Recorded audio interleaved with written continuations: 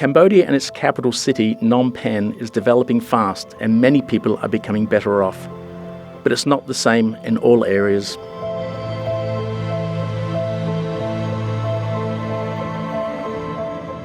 Hi, I'm Scott Neeson, the founder of Cambodian Children's Fund.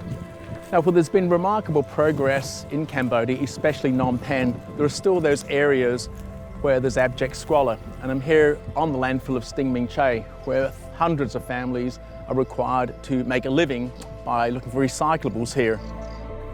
Every day, men and women try to find things they can sell: cans, metals, plastics, glass, anything of value. And it's not just the adults, it's the children of all ages. And they risk their health from infections, cuts, for tiny amounts of money for their families. Our mission at CCF is to get these kids into school and to keep them there. For years, Pok earned her living from scavenging. Together with her granddaughter Monica, the couple lived life at the very bottom, and they couldn't imagine ever escaping from it.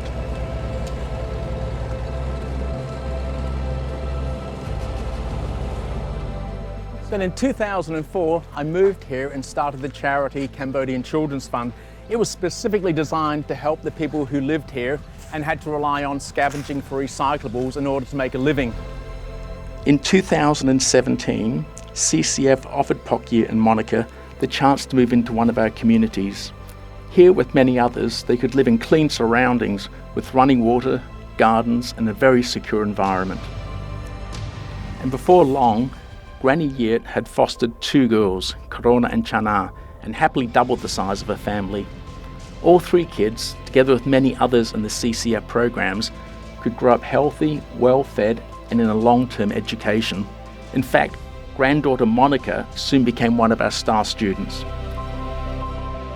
But now, for grandmothers like Pok and the mothers, daughters, foster girls in this area, there's a new life waiting for them. We've created this community where the women, their daughters, their grandmothers can come together with a life that's harmonious and offers them a really bright future. It's called the Girls to Grannies community, an all-new, safe area for women only. We've built 50 new homes along with playgrounds, classrooms, libraries, a sports area and a pagoda where women, their children, grandchildren and foster girls can live together with a sense of harmony and start planning for the future. And Pok and her granddaughter and foster children will be amongst the first families to move in. And here they come now. This will be the first time they'll be seeing what will be their new home. And I've asked popular TV presenter Jen Sokchita to show them around. Let's see what they think.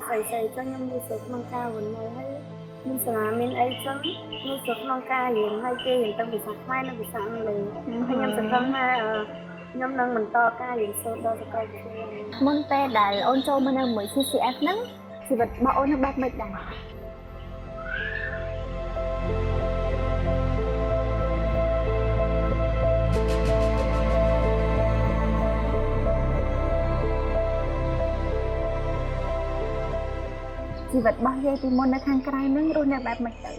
Có 3 tháng thì ở xa nhưng mà bạn chạy mình đồng và cốt đồng cua khoan. Như tụi nhân ông con luôn đấy nhưng mà đang ở khoan thì. Chỉ vật dây ban khạc đồ hái nó về đại cho mà đây chỉ buổi này ăn ca CCF. Khạc đồ thì môn chẳng mệt đây dây ai chỉ mệt nhom kịch ban. Vừa ban sọc bài ban rùa. Dòng thoát trên môn tàu hạ tập lừa lại lặng học bậy. Chà. Cả ở thì ai tê ai để hầu mà đặt trái đó. Chà. Sao lạnh nãy dây ở con? Sao lạnh đi cái bạc cài chăng hả? Dạ. Anh nãy giấy anh lại dây bịch cáp lại xin anh dây khoa អញ្ចឹងហ៎ហើយនៅនេះសប្បាយចិត្តទេ And for me, it's really exciting that we can have a female-led, female-governed community. I think it's going to bring so many opportunities for young girls, the mothers, the grandmothers. It's a real joy seeing kids coming from really difficult environments and blossoming them into well-educated, confident leaders like this one here, like Grannies. Speak 2 languages, great leadership skills, can stand up, speak publicly. She's what the future's all about. Well, there's a number of reasons, and it's based on the different age levels. It's turned out that by the time the students here hit high school, it's predominantly girls. We have nearly 2/3 girls in high school, and that's because the girls have far higher retention rates. The boys are dropping out at a greater rate. We also have what we call the Wisdom Program, where the grandparents are supported to teach the younger generation about Khmer values, culture, traditions. And as it turns out, we've only got 2 grandfathers and 68 grandmothers. And on top of that, the foster children that come in tend to be predominantly girls. The community overall, and there's several thousand families, nearly 80% are headed up by single mothers. And so it made sense to concentrate all that potential into one community where they can be secure, supportive of each other, and the dynamics between the generations, I think, can really support them to do great things. In my mind, the absence of men makes us more secure, not less secure. It tends to be the men who put the girls and women at risk. I think if this is an area with just women, it'll be safer, not more dangerous. Well, I think for the older women, there's a sense of harmony there. They get to look after the caretakers of younger girls. They can give advice and guidance on all things related to Khmer tradition to the next generation. For the girls, especially, there's a real drive to study when they're students, and this provides a place to study after hours.